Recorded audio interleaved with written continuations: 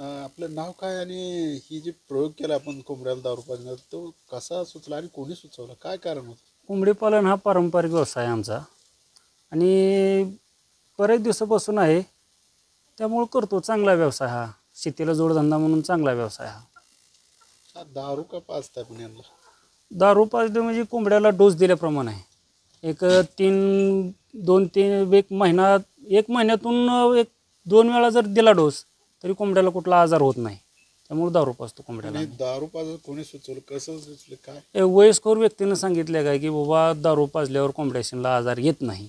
मग आपला सहज ट्राय केला. म्हणलं काय बघू तरी काय कसली पाजायची काय विचारलं त्याला. ते मला देशी पाजावं लागते म्हणलं. मग देशी पाजावली म्हणल्यावर मी आपली देशी क्वार्टर आणली एक टँगोपंचीची लहान आणि चालू केली पाजायला. आणि हे कशात पाजताय? पाण्यातून पाजतो. काय त्याला पाण्याची भांडी ती त्यात प्रत्येक भांड्यात 2-3 टोपण टाकली की फ्रेश राहते ते कोंबड्या 15 दिवसाला. तसं मग काय ठणठणी झाल्या हा ठणठणी झाल्या सगळ्या कोंबड्या मरतच नाही त्या आता. तर काय परिणाम दिसतंय कोंबड्या? हा चांगल्या दष्टपुष्ट झाले ते आता. परिणाम बऱ्यापैकी चांगला झालेला आहे. त्याच्या अंडी वगैरे? हा आता चालू झाली आहेत अंडी त्यांची. चांगला व्यवस्थित चाललेली आहे आता. आता याला जी डोस देत आहे ती किती दिवसातून? ह्याला 15 दिवसातून एक डोस देतो. रोग येत नाही? रोग येत नाही. काय डॉक्टर वगैरे काय तर चर्चा झाली असेल की दारू का पाजताना?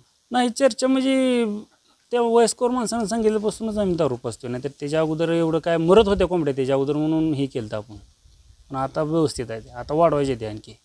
किती कोंबड्या आहेत ते? 100 आहे त्या. 100 आणल्या होत्या. एक 80-85 आहेत आता सध्या. काय शेतकऱ्यांना काय सांगाल काय वाटतं? चांगला व्यवसाय आहे शेतकऱ्याला. ही शेतीला जोडधंदा. शेती बघत बघत होतो हा पण व्यवसाय. थोडंफार लक्ष दिले की होऊन जातो. 4 पैसे मिळण्याचा सोर्स निर्माण होतो.